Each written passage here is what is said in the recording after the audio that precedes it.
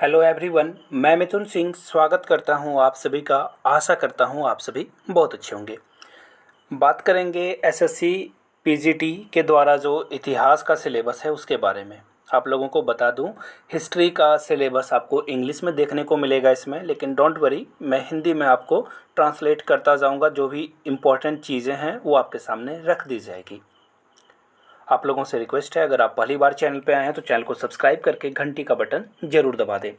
देखिए, आगे बढ़ें उससे पहले आपको मैं बता दूं आपके काम की बात। अगर आपका सब्जेक्ट कोई भी हो, जेएसएससी पीजीटी में प्रीवियस ईयर क्वेश्चन पेपर, आपका सब्जेक्ट जो भी हो, आप प्रीवियस ईयर पेपर एक्वायर कर सकते हो ओनली 49 रुपीज़ में। जी हाँ, 49 रुपये का एक छोटा सा ट्रांजेक्शन करना है, आपको पेपर अवेलेबल करा दिया जाएगा। yourmithunsingh@gmail.com पे मेल कर लीजिए। इंस्टा पे हो तो मुझे फॉलो कर लीजिए @iMithunSingh। वहाँ पे आप मुझसे कांटेक्ट करके पेपर ले सकते हो। चलिए, बिना देर किए हुए बातें हैं आपके टॉपिक पे, जो कि सिलेबस है वो आपके सामने वन बाय वन रख देता हूँ। ये ऑफिशियल सिलेबस है पीजीटी के द्वारा, जेएसएससी पीजीटी के द्वारा जो जारी किया गया उसके बारे में। देखिए, पार्ट ए में जो है, source and approaches to study of early Indian history, यानी कि जो इतिहास है भारत का अर्ली वाले, उसमें आपको जो सोर्स और अप्रोच है उसके बारे में आपको पढ़ना होगा। जो आर्कियोलॉजिकल एविडेंस है दूसरे नंबर में, जो पुरातात्विक खनन वगैरह होता है उससे आपको पढ़ना है, उसको भी पढ़ना है आपको। Early postal and agricultural communities के बारे में पढ़ना है। द इंदस यानी सिंधु घाटी सभ्यता के बारे में पढ़ना, ये इसका ओरिजिन क्या था, नेचर क्या था और ये कैसे इसका पतन हुआ। डिक्लाइन मतलब पतन होना। 3 टॉपिक मैंने बता दिया। चौथे टॉपिक के बारे में, pattern of settlement, economy, social organisation, religion in India, यानी कि इस समय पे समाज की जो रचना थी, वो ताना बाना था वो कैसा था, यहाँ का जो अर्थशास्त्र था वो कैसा था, सेटलमेंट लोगों में क्या था और धार्मिक भावनाएं क्या थी।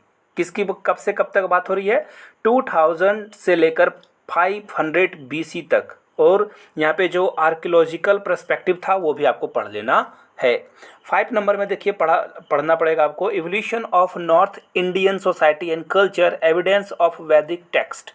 देखिए, यहाँ पे आपको क्या पढ़ना है, जो उत्तर भारत का कल्चर था, सोसाइटी में लोग रहते थे, उनमें जो भी मिले हुए हैं एविडेंस और कैसे उसका एवोल्यूशन हुआ, ये आपको पढ़ना है।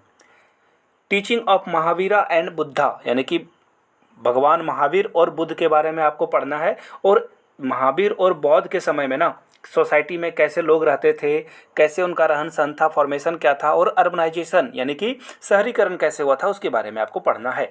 राइज ऑफ मगध, मगध का इतिहास के बारे में पढ़ना है, मगध का उदय। मौर्य साम्राज्य के बारे में पढ़ना है। अशोका के इंस्क्रिप्शन यानी कि जो अभिलिपियाँ थी उनके बारे में पढ़ना है। उनका धर्म नेचर यानी कि उनकी जो धार्मिक मान्यताएँ थी वो कैसा था। और मौर्य स्टेट के बारे में आपको पढ़ लेना है। पोस्ट मौर्य पीरियड के बारे में पढ़ना है। नॉर्दर्न एंड पेनिसुलर इंडिया के बारे में पढ़ना है, यहाँ की जो राजनीतिक स्थिति और प्रशासनिक स्थिति उसके बारे में पढ़ना है। समाज के बारे में पढ़ना है। अर्थशास्त्र के बारे में पढ़ना है। कल्चर और रिलीजन यानी कि धार्मिक वगैरह चीज़ों के बारे में भी पढ़ लेना है। आगे देख लीजिए, 9 नंबर पॉइंट में क्या दिया है कि गुप्त और पोस्ट गुप्त पीरियड, यानी कि गुप्त और उसके बाद के बारे में जो पॉलिटिकल यहाँ पे हिस्ट्री थी, और उसके अलावा यहाँ पे जो सिस्टम था, समानता सिस्टम, और जो पॉलिटिकल चेंजेस आए थे, इकोनॉमी में चेंजेस आए थे, उसके बारे में आपको पढ़ना है। Theme of early Indian culture history, इसके बारे में आपको पढ़ लेना है। इसके अलावा देखिए, ये तो सेक्शन ए की बात थी, बहुत बड़ा ये सिलेबस है। सेक्शन बी में देखिए, इंडिया 750 से लेकर 1200 ईस्वी तक में, यहाँ पे जो सोशल पॉलिटिकल इकोनॉमी, इसके बारे में पढ़ना है। गांव उस समय के कैसे थे, टाउन में क्या प्रॉब्लम थी, और सारी चीज़ों को, चोल संप्राय जो ये साम्राज्य था उसके बारे में आपको पढ़ना है। आगे देख लीजिए, इंडिया 750 एंड 1200, यहाँ पे जो 750 से 1200 ईस्वी की बात हो रही है, यहाँ पे कैसा लोगों का रहन सहन था, कैसे जो है लिटरेचर था, यानी कि जो लिखे जाते हैं ना साहित्य, उसके बारे में। इसके अलावा हिस्टोरियन का क्या मत था, इनके बारे में आपको पढ़ना है। 13th सेंचुरी 14th सेंचुरी पढ़ना है। इकोनॉमिक सोसाइटी पढ़ना है 13 एंड 14 सेंचुरी में। और कुछ नाम आपको दिख रहे होंगे, पर्सियन लिटरेचर के बारे में पढ़ना है, अमीर खुसरो को पढ़ना है, तो इनको स्क्रीनशॉट आप लेते हुए जाइएगा। 15th और 16th सेंचुरी को पढ़ना है। फिर सेम बात, अलग अलग कंट्री में क्या क्या सोसाइटी और इकोनॉमिक रिफॉर्म्स हुए थे उसके बारे में। अब देखिए मुग़ल एम्पायर में आपको अकबर के बारे में पढ़ना है।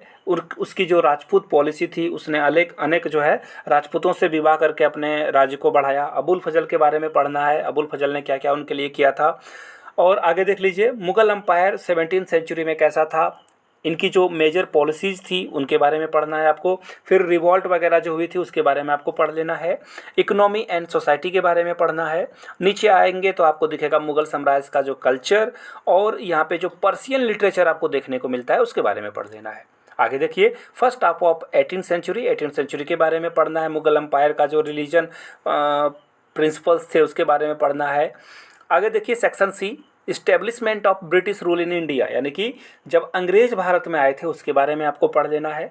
कॉलोनियल इकोनॉमी, यानी कि अंग्रेज़ों का जो इकोनॉमिक सिस्टम था उस जिसमें ज़मींदारी, रैयतवाड़ी, महलवारी सिस्टम था, जहाँ पे ज़मींदार बहुत सारे ज़मीन को एक्वायर कर लेते थे, गरीबों का शोषण होता था, इन चीज़ों को पढ़ना है आपको।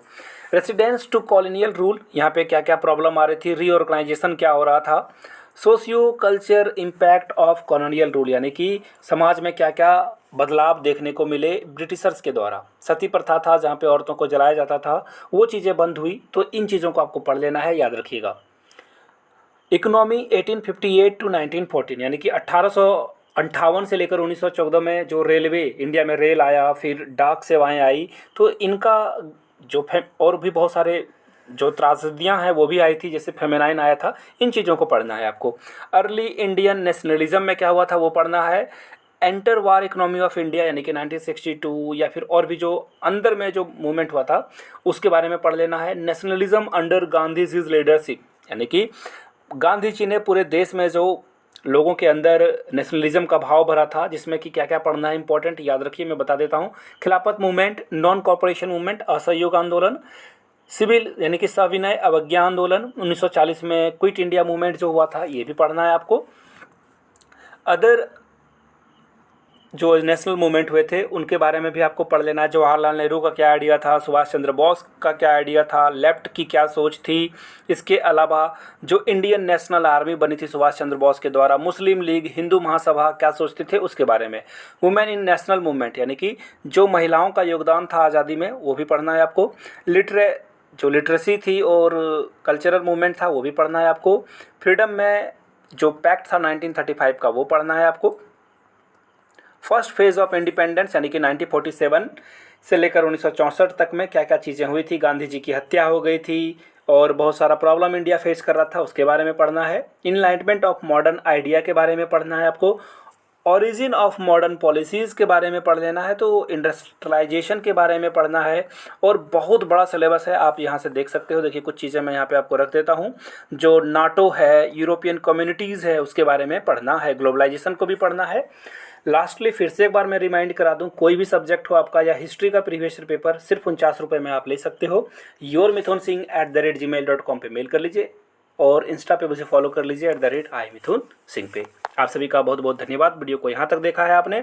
नीचे कमेंट करके बताइएगा अकबर का जन्म कब हुआ था, मुझे पता चल जाएगा कि वीडियो आपने यहाँ तक देख लिया है। धन्यवाद।